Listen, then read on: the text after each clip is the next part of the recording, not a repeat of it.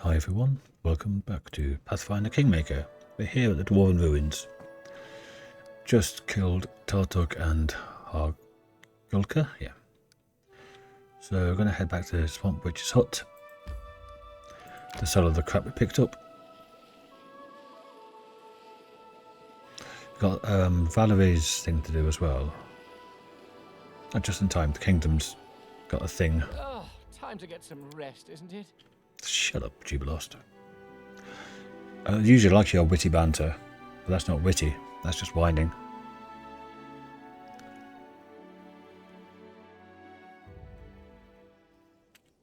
Sometimes I wish we'd come in this entrance. Make everything a lot easier.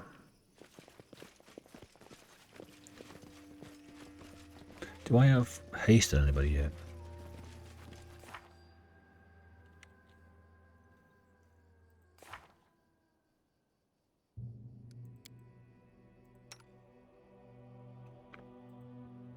Yes, I do.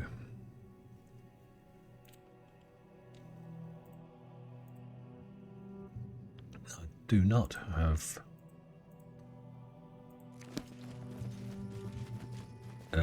Stinking Cloud yet. Where do we get it from? I'll have to see next time he levels up. Oh, did that pause it? I didn't think he paused it. Everybody stop then. What's new? Pussycat.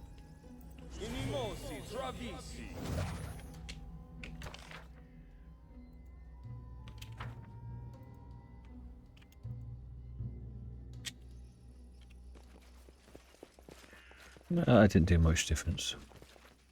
Only lasts 42 seconds, whatever.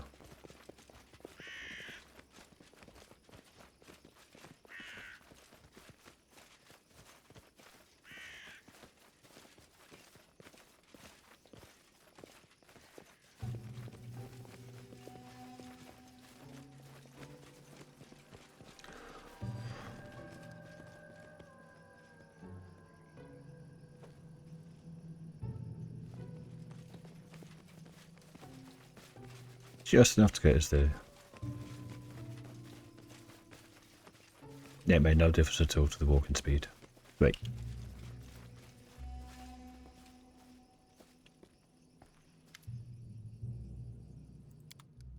Okay, there's all the crap.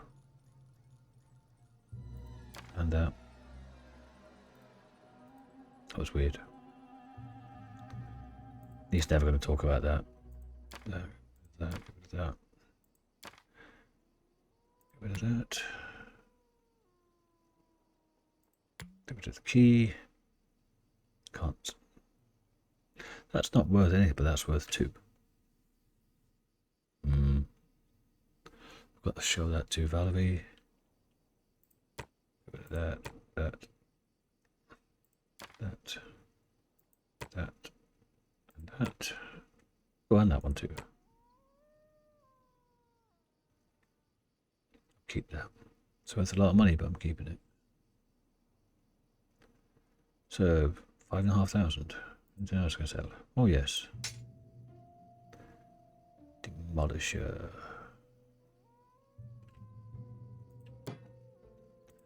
Bookwash. Frost Greatsword. I don't think I'm going to use that. I'll keep these for other people who may or may not need them. I've really got heavy shields, at least +1.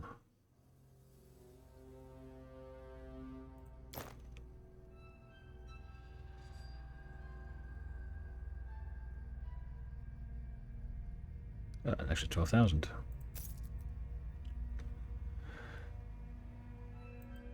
Did I want that book? Part 1. I'm sure I've got part 1 already. I'm sure it's part 3 I need. Anyway, I sold all that off.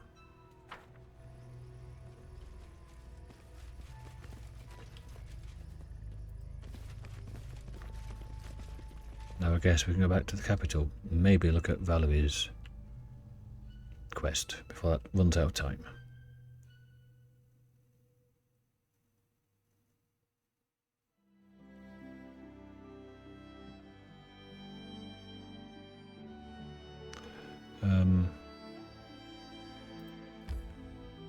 Oh, the lone house.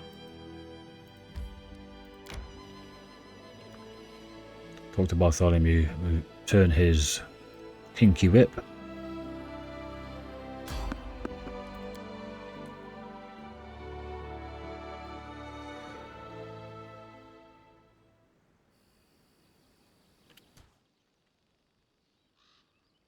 We have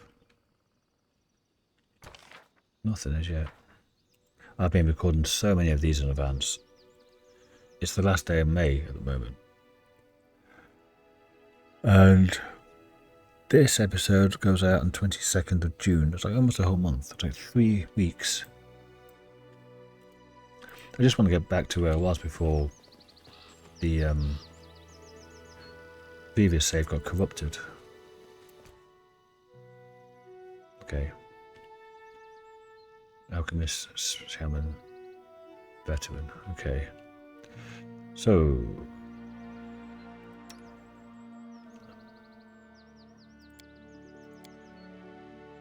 hit the Shaman. You can... oh, it's the... get your sister out. No, don't get your sister out. Okay, you hit him with that then.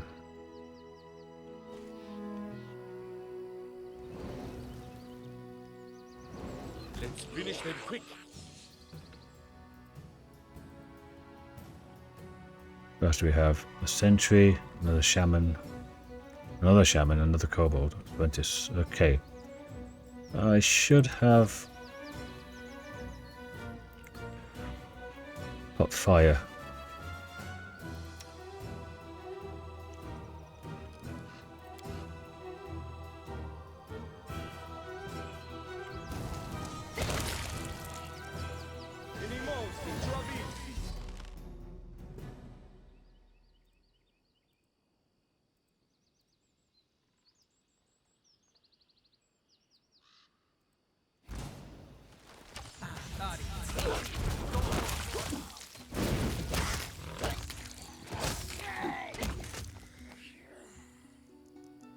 What's the movie wheeled in?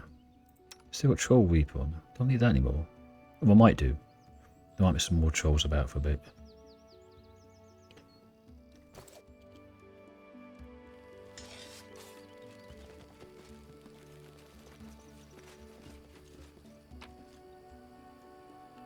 Actually, while I'm here, get your sister back. There we go. No, actually.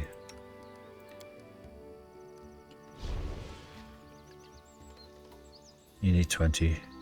You need 30 odd. Let's get a heal on. 22. There we go. And you.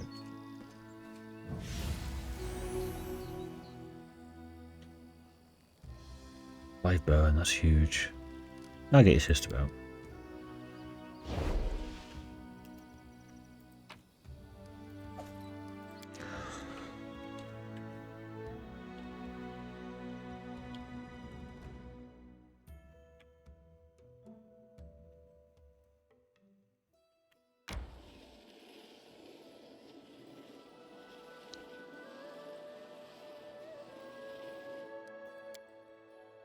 Oh.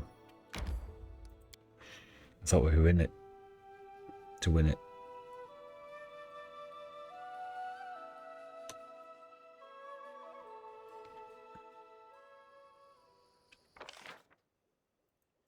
The invisible sod. Have your whip. That's what sold it.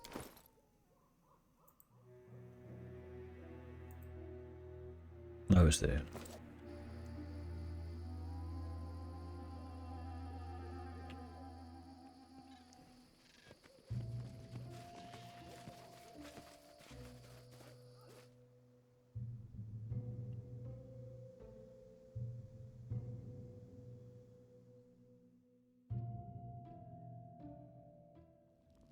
More strength fades.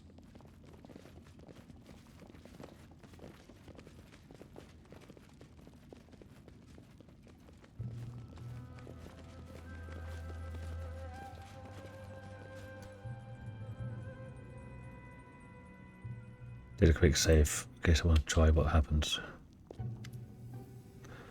He's managed to clean up the mess after the troll attack in his laboratory. The wizard is packing his items. Books, vials, manacles and needles, carefully wrapping his things in cloth before placing them in crates. He turns as he notices you approach.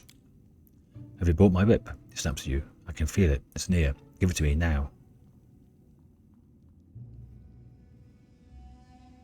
He'd probably attack me if I do that.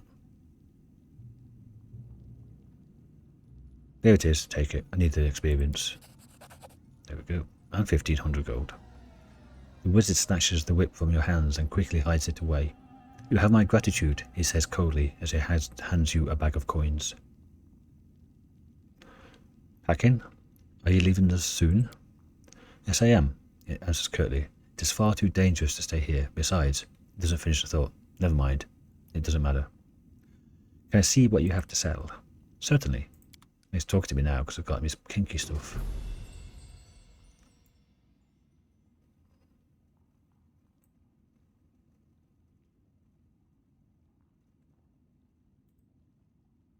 That's just stuff I've sold him before. Same with that.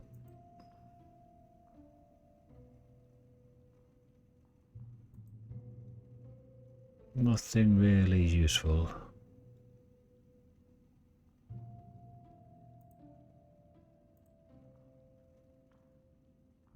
That's part 2.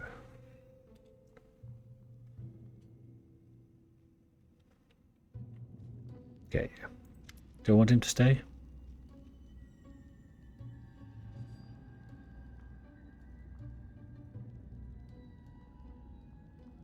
Could I persuade you to stay? I could use someone familiar with magic.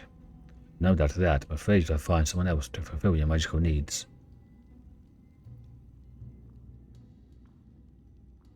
Do I want him as an advisor? Not really. I mean, I think he can do treasury stuff, but I've got Jublos for that. And maybe does the arcane stuff, but I've got Octavia for that. So I don't really need him. Okay, bye. That turned to face you. Bartholemew mutters something under his breath. Shall I kill him? Nah. It's chaotic evil.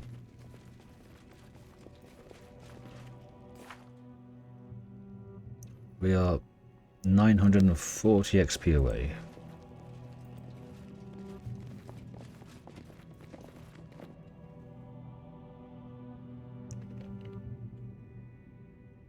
Oh, I should have sold him all the crap I picked up off the kobolds.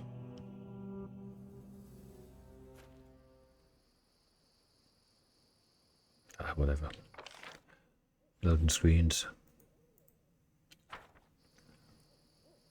I'll sell it when I get to the capital, I guess.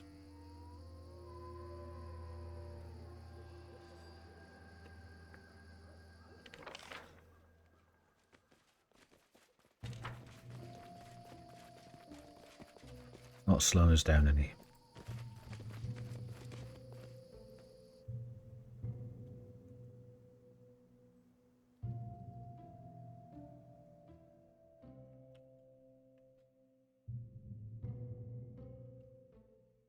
Why don't we set up camp?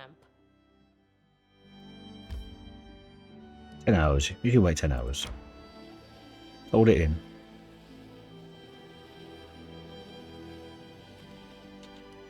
Oh, I'm almost at capital anyway. Might as well wait. Let's go to the tavern, sell the crap.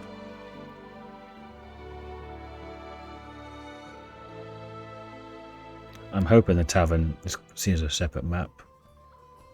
Do like the main square, the throne room. Oh, I could talk to Jenna as well.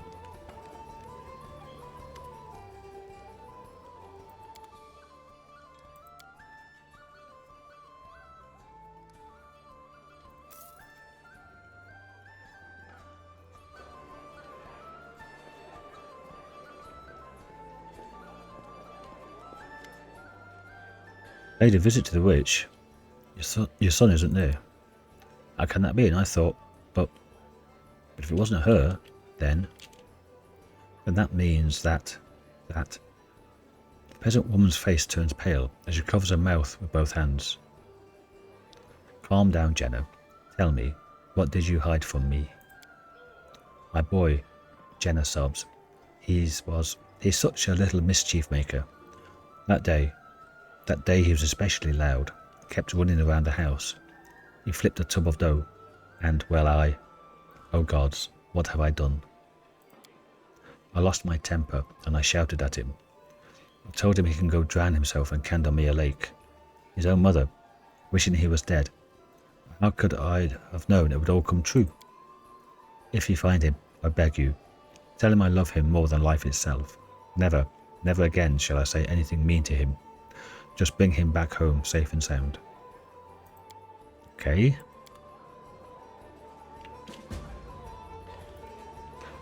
Yeah, I knew there's a reason why I came here. It wasn't just to sell all the crap. She had something about rumours, didn't she? Let's see what she says. What's the news around here? The best fish get brought in from Silverstep Lake, but there's been trouble out there. They saw a strange boat on the lake. Bandits are fooling around again. I was going to go there soon anyway. Possibly after Valerie's quest. Who do I replace with Valerie, though?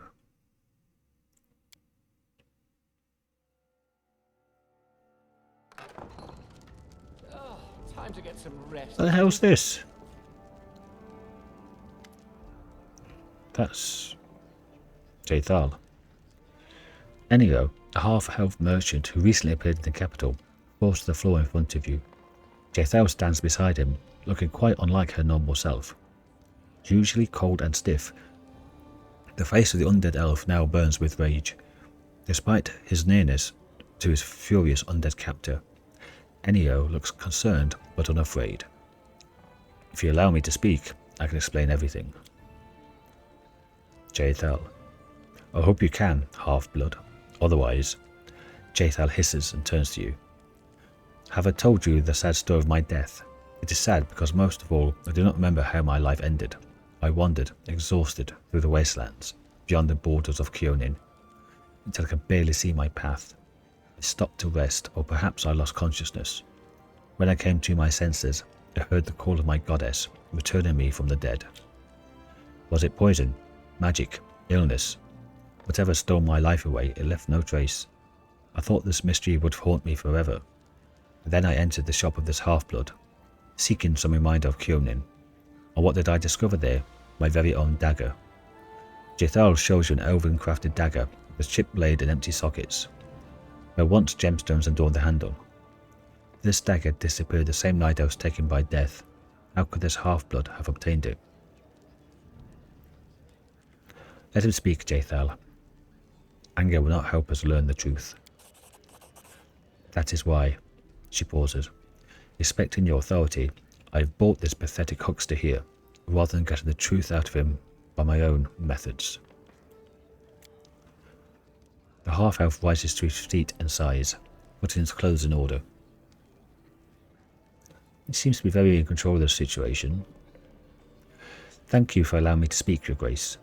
The story is not very exciting, certainly not exciting as a tale of my drunken regatta within the eye of Abengdego. Yesterday, north of the city, I stumbled upon a dead boar. There was no one around, but the dagger was protruding from the miserable beast's neck. Don't know why the owner would have left it in the carcass. Perhaps the beast escaped from the hunter, taking along the weapon that had injured it. So I, inadvertently, decided to keep the item I found, thanking my luck, and never suspecting the price I'd pay for it. Where exactly did you find this carcass and dagger? In the vicinity of the old sycamore. Of course, I'm sure you know where that tree grows. I found the boar to the west of the sycamore, in the direction of the Thorn River. Anyhow, you face serious accusations. Are you sure you can say nothing more in your defence? I'd be glad if I could, but alas. Bright yellow-green eyes of the half-elf are calm. The dead boar is my only witness, but I believe in your justice, Baroness. I have faith that you will investigate my story, sort everything out.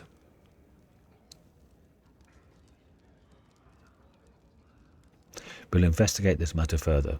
Let's start by checking Anio's story. Seek out this unfortunate boar. Jaethel bows gracefully. I am grateful. It's important to me, and you, Half-Blood, should pray for our success. If you are lying, I shall find a sure way to get the truth from you.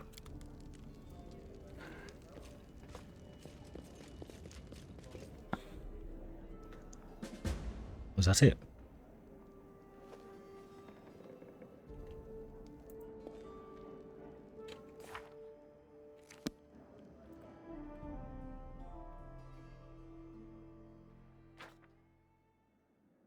Success, nice. A triumph.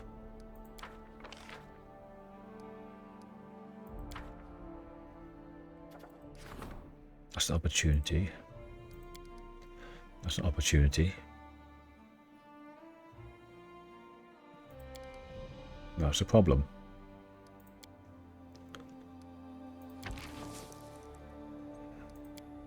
That's better.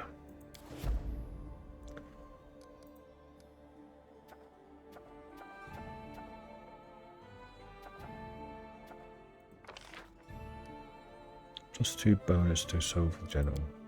Oh, he's busy. He's busy there as well. Sorting out problems. Can't do those 3 because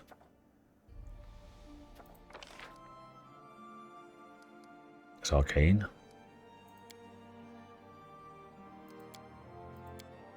He's busy. That's not good though.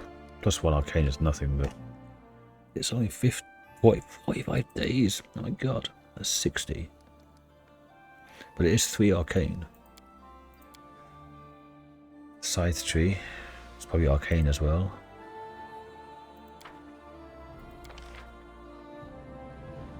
Gold hilltop. 60 days.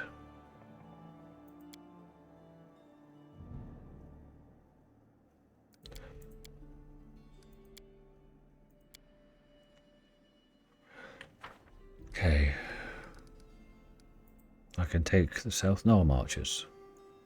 That'll take 14 days. And I could build a town here.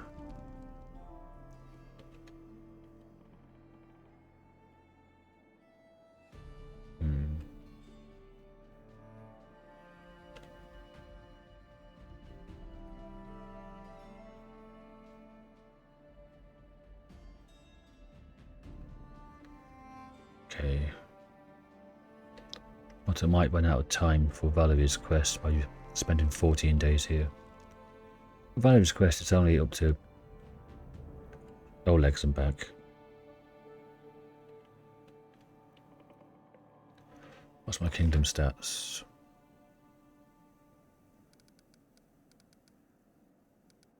Okay.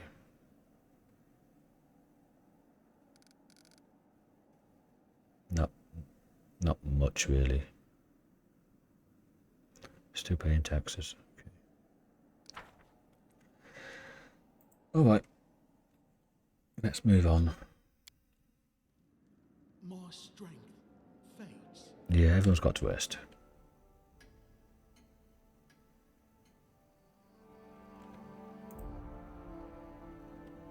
So anything new? Was awake.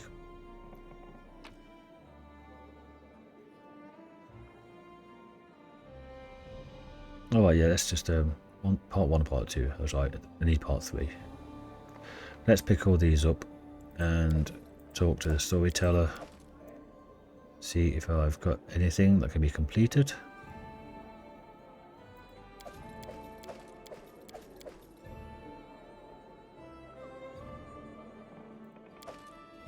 A flow +1, I can sell that. Okay. What can I stick in here? Nope.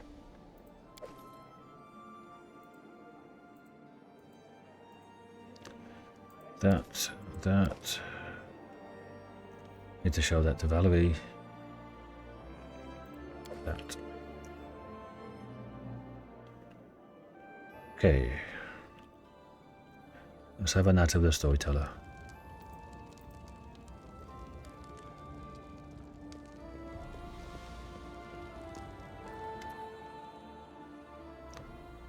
Bought some relics. 4.5 grand for 2 Olegs, 3,000 for that, 600 for that.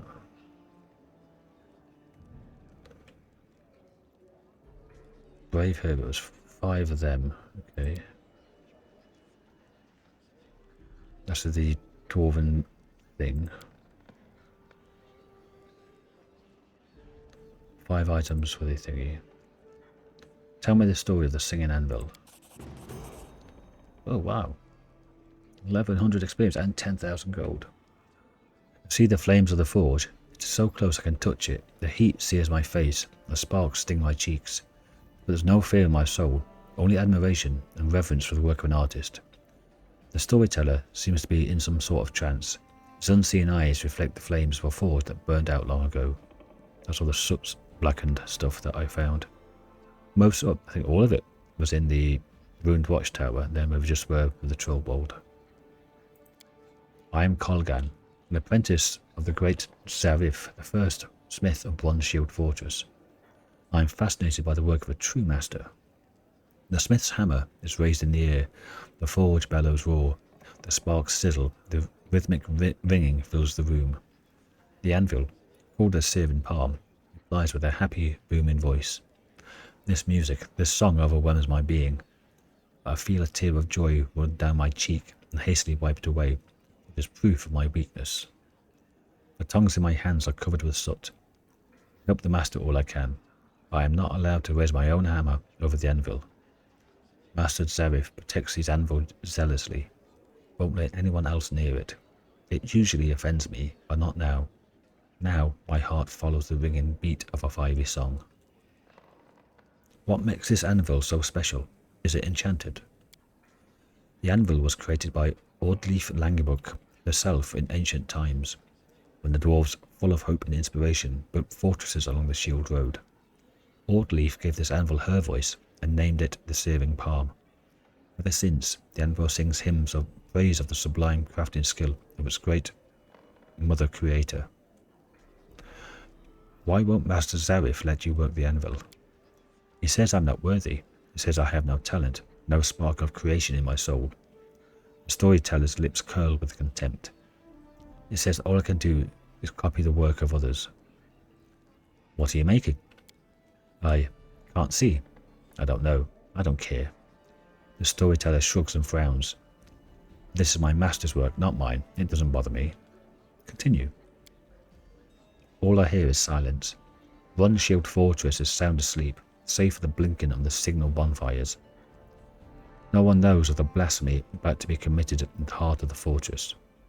The storyteller chokes down a lump in his throat. I push open the door of the smithy. I fear the door's squeal of protest will wake everyone, but silence quickly returns. Take a step inside. I stoke the fire and don my soot-smeared apron. Long have I dreamt of the anvil. It calls to me. Its alluring voice captivates me. Its ringing, full of promise. Tonight I will work the anvil myself. Tonight I'll become a creator. And Master Zarif, on seeing my work, will be forced to accept me as his equal. The fire rises to the ceiling, and I raise my hammer to make the first stroke. Something's wrong. When did I make a mistake? Storyteller's face collapses. The anvil, it won't sing. It moans under my hammer. Instead of sweet music, I hear cries of pain, begging me to stop. I clench my teeth and strike again, and again, and again. I will make it work. It will sing for me, even if I must torture it to do so. Excuse me. The moans of the anvil become a monotonous rumble, but I can't stop. The smithy door swings open, and Master Zarif stands before me, dishevelled and furious. He screams curses at me, but I can't hear them. The metal of my work crumbles under my hammer, but I can't see it. My eyes are blinded by tears. The storyteller shakes his head clear of the visions, a wary smile on his face. Well, that is it. But what happened to you? I mean, to Colgan? Why, he left, hung his apron on the hook, tossed away his hammer and tongs, and left Bronze-Shield Fortress. Deep in his heart, Colgan knew Master Zareth was right all along. Colgan's hammer would never create a masterpiece. Hard work is a poor substitute for inspired talent. Colgan turned his eyes to Droskar. It's a minor dwarven deity.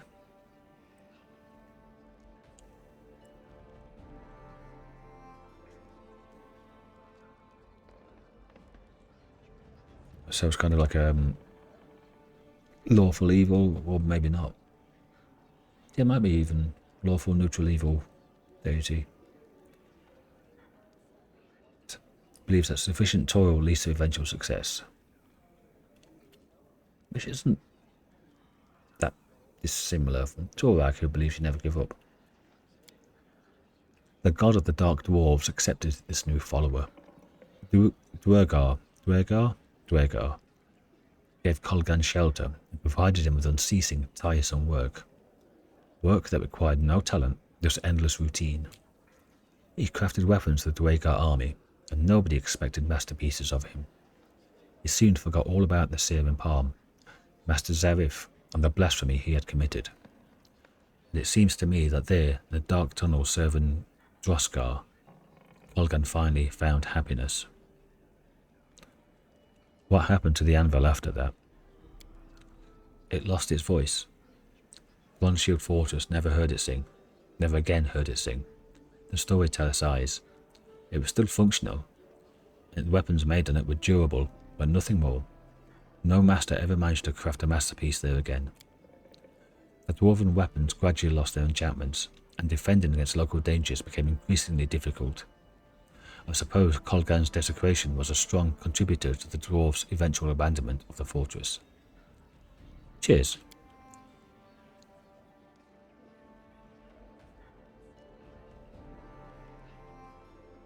Your stories are amazing and make it sound as though you're actually there in the moment. The storyteller nods. I gained this gift after I lost my eyes. When I touch relics, I can feel the thoughts and emotions of those who previously owned them. If the emotions are strong enough, I can even see the events that left those impressions. Okay.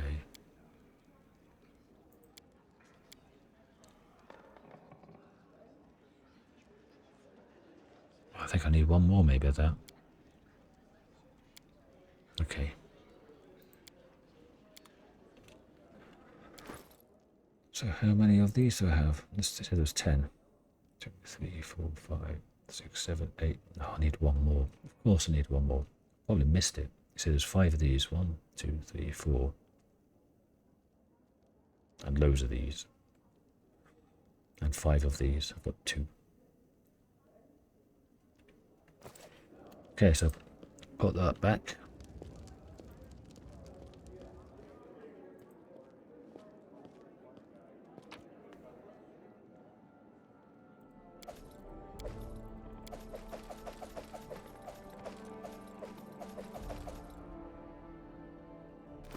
Let's have a look at the weapons I've got. I can sell that.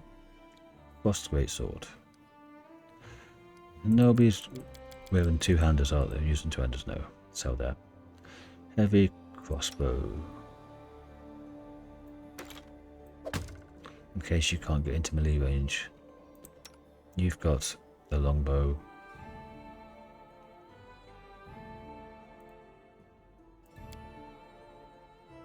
Still have a +1 scythe here, okay. Keen longsword. You can't use it. You're using a bastard sword, aren't you? You're using a scimitar. Could give it to you. You're using a longsword +1. Keen longsword +1. You've got the mace. You're two-handed or sword and board. You have a short sword. +1.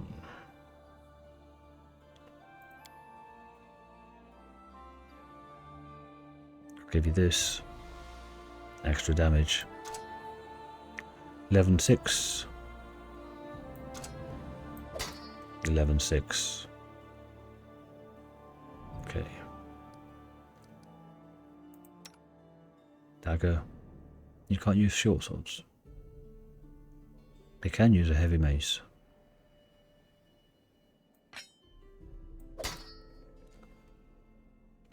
Okay, well that's that done.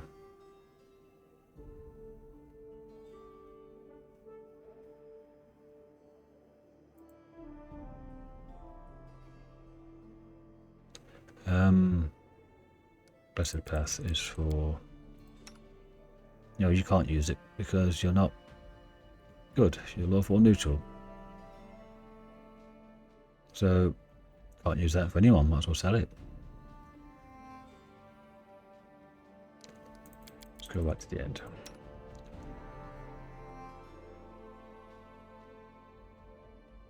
Can't be equipped because it's medium.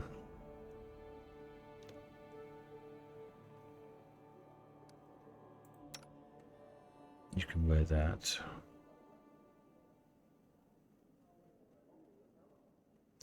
Give you an extra one, or you can wear that. 3 max dexterity, 2 max dexterity. They're both mediums. The breastplate is less of a hindrance. You don't wear armor, do you? R +1.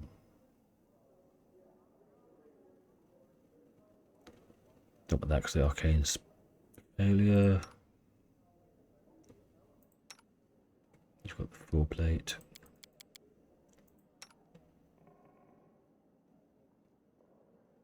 Four, 6, but don't need it at the moment. Lindsay, you're okay as you are. LM's got full plate as well. You've got the Heart of Valor.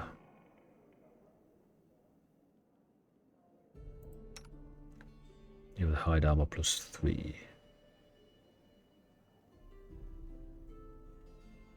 You're losing 1 of your dexterity. How about if I give you... Oh, right.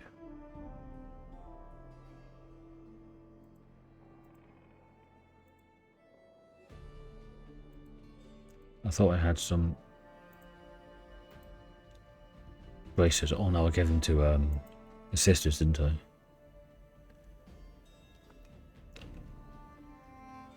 Might as well just stick with that then. You have that.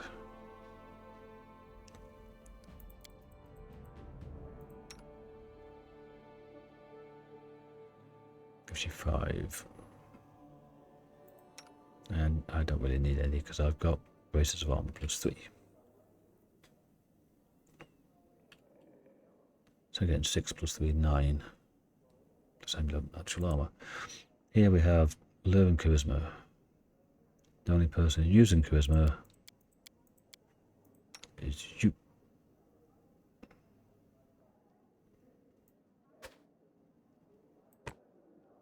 Oh no, you use wisdom, not charisma. You. Inspired wisdom and positive channeling.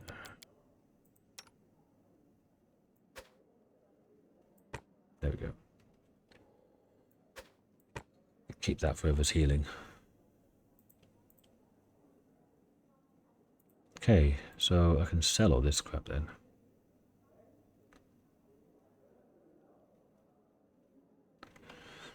And who am I taking out? I can leave behind the sisters, I think. Let's make sure not anything on there we'll need for Valerie. No, that's wrong one, that's Valerie.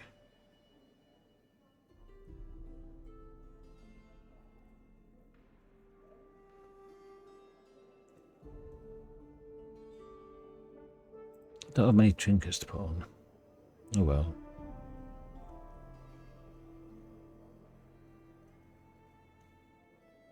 Armor class 28.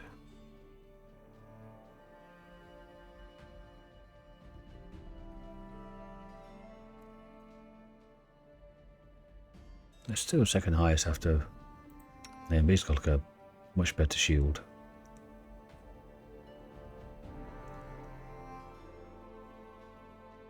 Okay.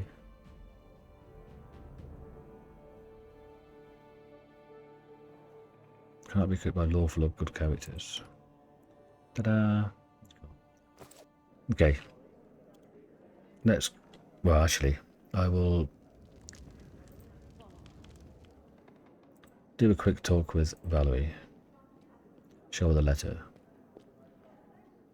And then in between episodes, I will level up and get back to you about how that went. Because we're already at 41 minutes.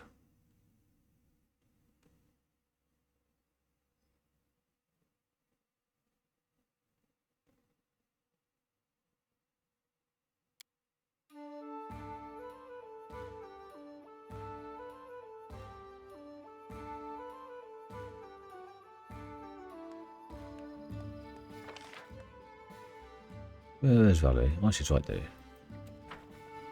She's there herself.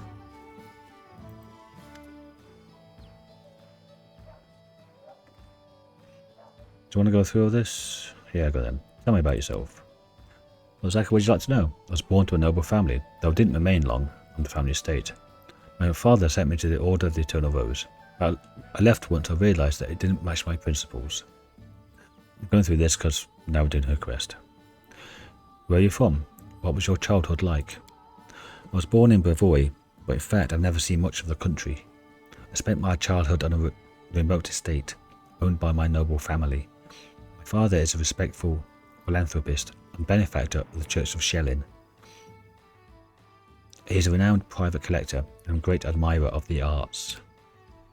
My mother saw to my education personally. From my early years I learned good manners, how to behave at the dinner table, and the proper form of words for every occasion. I also learned the difference between true nobles and low-born upstarts, and I learned how to treat each of them properly. Serious snob. Our home was always under protection of several Paladins of Shellin. My father has donated a handsome sum to their order. One of them, a man of venerable age with a grey beard, once let me touch his shining armour. I still remember the admiration I felt when I touched the cold, polished steel. Valerie smiles. All my memories of my childhood, and that one is somehow the warmest one. Why be sent to the Paladin Order of the Eternal Rose? As you can imagine, from my first days, I was surrounded by crowds of servants and nannies who never stopped praising my heavenly beauty. The Paladins of Shellin, who used to visit our house, echoed their praises. In the end, general consensus overwhelmed my father's better judgment. When I turned 6, I was brought to the Church of Shellin and told this would be my new home. That's worse than a boarding school. Don't pity me though, I beg of you. Many who hear this story immediately assume that my parents were cruel and had no love for their child. Valerie's eyes become stern. My parents had respect for me. They taught me something that was supported me my whole life, sense of self-esteem. Besides, they didn't abandon me. Once every 6 months they would come and visit me at the Order of the Eternal Rose. We had some tea and then had an hour to walk around the garden. Then they would take their leave as etiquette demanded. What did they teach you in the Order? A variety of things. Some of them appealed to me, others I simply couldn't accept. I enjoyed the physical activities and swordsmanship, but the arts, calligraphy, painting, poetry, so many other ways to waste one's time. She sighs. I guess that deep in my heart, I always knew I'd never be a true Paladin of Shellin. Wielding a sword always felt more natural to me than handling a paintbrush.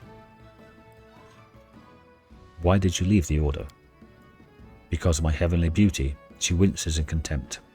According to Shellin's laws, all art is sacred, whatever form it takes.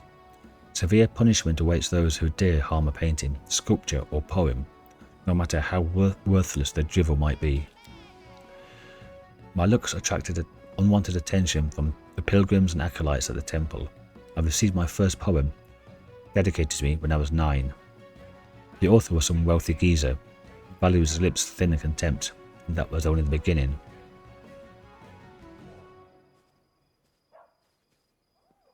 Are you sure this temple wasn't a grooming centre? That's what it sounds like. I let some old geezer write a sordid poem to a 9-year-old. Sculptures, pictures, poems, I was drowning in them. My admirers mobbed me, and I had to respectfully accept all their garbage. The clerics of the temple were magnanimous, for my suitors made generous offerings to the church. But one time I just snapped. Barely suppressed anger glitters across Valerie's eyes. Some wealthy idiot had dedicated an extremely untalented poem to me, and he had the nerve to read it right to my face, holding my sleeve. The hour was late. I was on my way to get some rest after a boring lesson on rhymes. I lost control and tore the poem apart, right in front of him. Valerie raises her head proudly. The Paladins wanted to impose some punishment upon me. Don't remember which one exactly.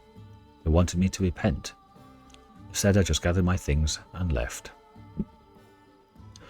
What did you do after you left the order? Set off a rest of. She shrugs. I wanted to get as far away as possible from shelling, and the destiny everyone seemed to so ready to force upon me. Besides, the school of swordsmanship in Restov has quite a decent reputation. Honestly, I was hoping for an opportunity to learn from the famous Aldori masters. Eventually, it became clear that their technique wasn't a good fit for me. They teach to avoid impact, whereas I prefer to raise my shield. But my abilities and skills, which I learned at the Order of the Eternal Rose, were enough to make a Sword Lord take an interest in me. They offered me a chance to join the mercenaries who served the Sword Lords, and I accepted. Let me just drink some water.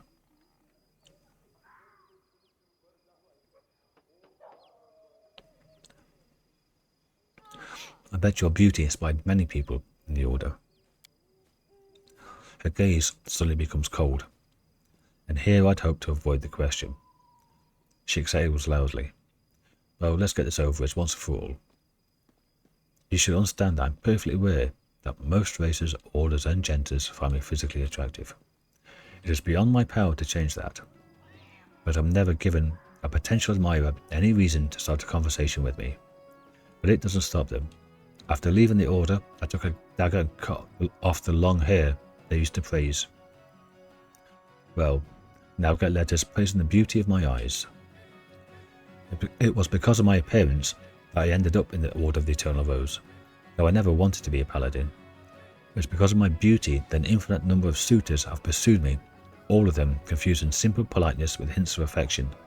She clenches her fist. But do you know what I really want? What you really want? I want people to stop treating me like a piece of art. I want them to notice that I'm a person. I'm capable of something more than smiling for paintings. Where I sit wearing a lacy satin dress holding a basket of peaches on my lap. Is that too much to ask? The last question comes out in a shout, though Valerie doesn't seem to realise it.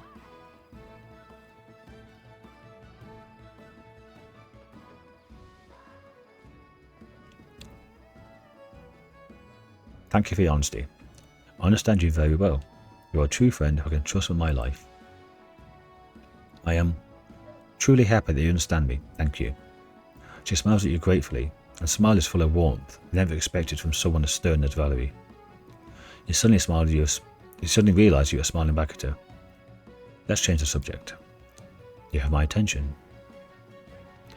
Tell me about the way of Shailin and her paladins. Shailin is the goddess of love, beauty and art. Her paladins are something like armoured artists. That's how they like to think of themselves, at least. She tries to contain her feelings, but her inner contempt bursts forth. They are fanatical defenders of worthless, inartistic paintings and meaningless opuses, if you care to know my opinion.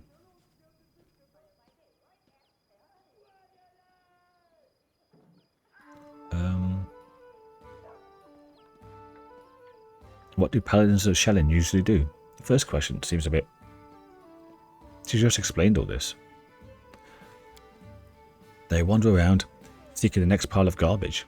When they find it, they call it an immortal piece of art. Admire it until they're blue in the face.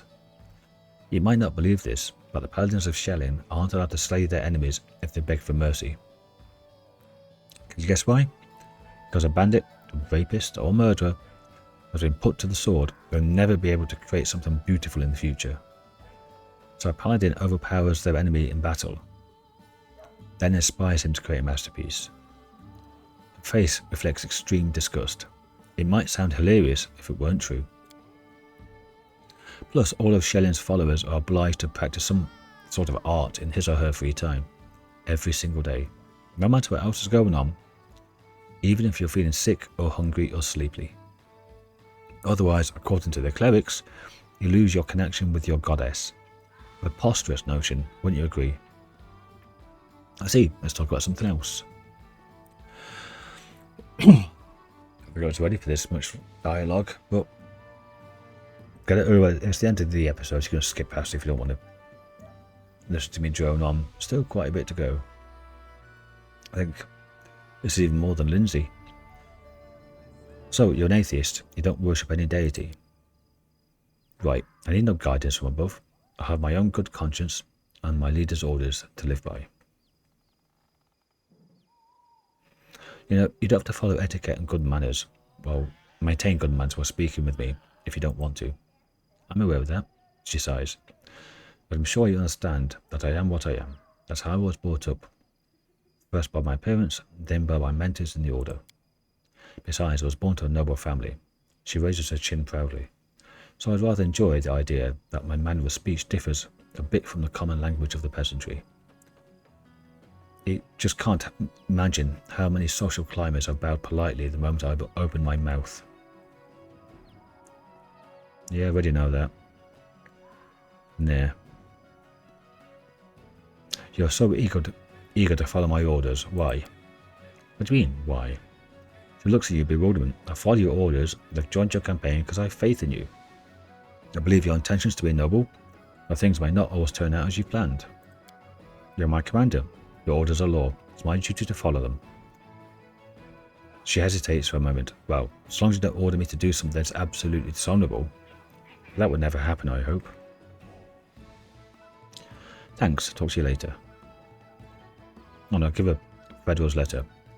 We received a letter from Federo Senate. It says I'm free to free you from service and return to Shellin.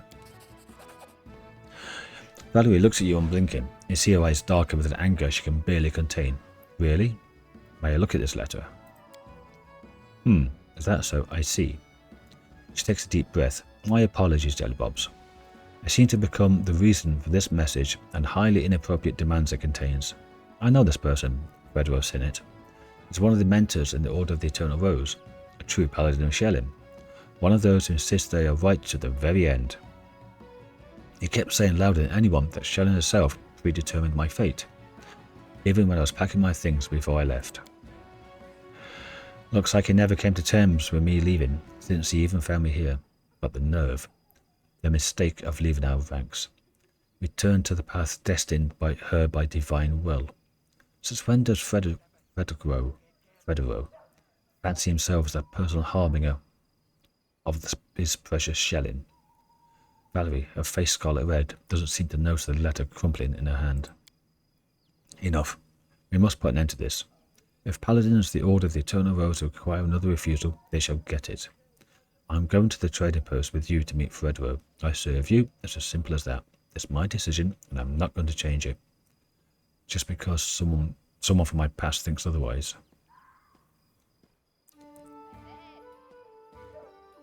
Then it's time to visit Oleg and Svetlana. She smiles faintly and nods. Okay.